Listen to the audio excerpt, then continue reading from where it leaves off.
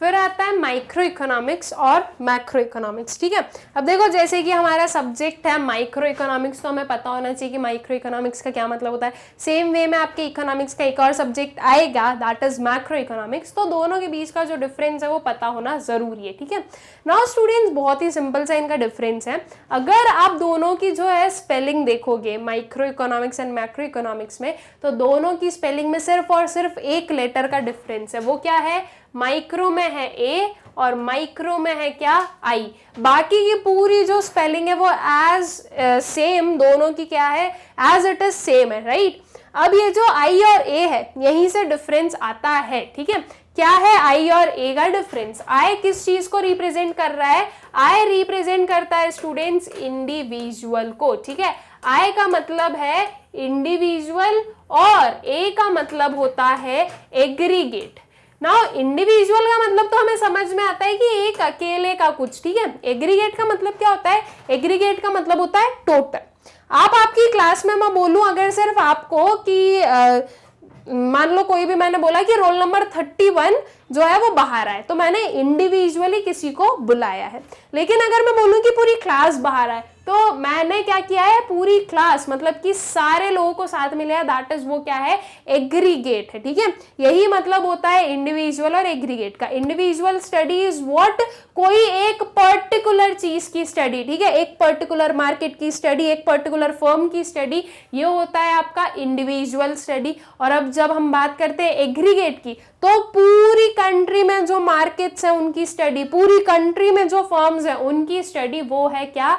वो है aggregate study. That is aggregate में क्या मतलब मैक्रो इकोनॉमिक्स में क्या आएगा? मैक्रो इकोनॉमिक्स में आएगी एग्रीगेट स्टडी, और माइक्रो इकोनॉमिक्स में क्या आएगी स्टूडेंट्स? माइक्रो इकोनॉमिक्स में आएगी आपकी इंडिविजुअल स्टडी, ठीक है। ये चीज याद रखिएगा दोनों में कि ये डिफरेंस कहां से आया है, आई और ए का, ठीक है। पहले हम माइक्रो इकोनॉमिक्स देख लेंगे क्या होती है ये। So Adam Smith is considered to be the founder of the field of microeconomics. Adam Smith जो है वो एक जो है फाउंडर माने जाते हैं माइक्रो इकोनॉमिक्स के, ठीक है। The term micro has been derived from Greek word micros which means small, ठीक है। जो माइक्रो है वो टर्म कहां से डिराइव हुआ है? वो एक ग्रीक वर्ड से डिराइव हुआ है, माइक्रोज से। माइक्रोज का मतलब क्या होता है? स्मॉल, ठीक है। जो स्मॉल लेवल पर, एक छोटे लेवल पर जो स्टडी की जाती है वो आती है आपकी माइक्रो इकोनॉमिक्स, ठीक है। Micro economics is that part of economic theory which studies the behaviour of individual units of an economy, ठीक है। माइक्रो इकोनॉमिक्स क्या है? ये वो पार्ट होता है इकोनॉमिक थ्योरी का जो कि इंडिविजुअल बिहेवियर को समझता है, इंडिविजुअल डिमांड को, इंडिविजुअल सप्लाई को। ये जो है ये है आपके माइक्रो इकोनॉमिक्स के पार्ट, ठीक है। थ्योरी ऑफ कंज्यूमर बिहेवियर जो कि आपका चैप्टर 2 है, वो इसका पार्ट कैसे हुआ? थ्योरी ऑफ कंज्यूमर बिहेवियर, एक कंज्यूमर कैसे बिहेव करता है, ठीक है। हम एक कंज्यूमर की बात कर रहे हैं कि कैसे बिहेव करता है कंज्यूमर।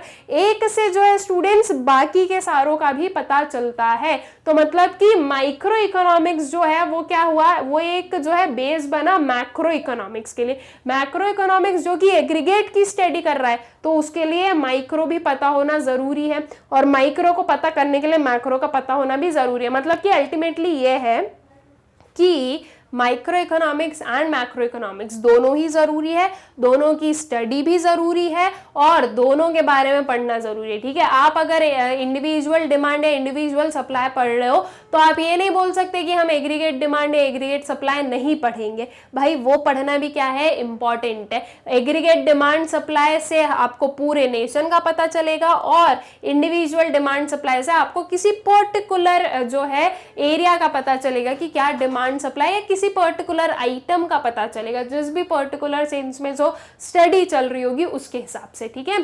तो इसलिए माइक्रो एंड मैक्रो दोनों को पढ़ना बहुत जरूरी हो जाता है, ठीक है।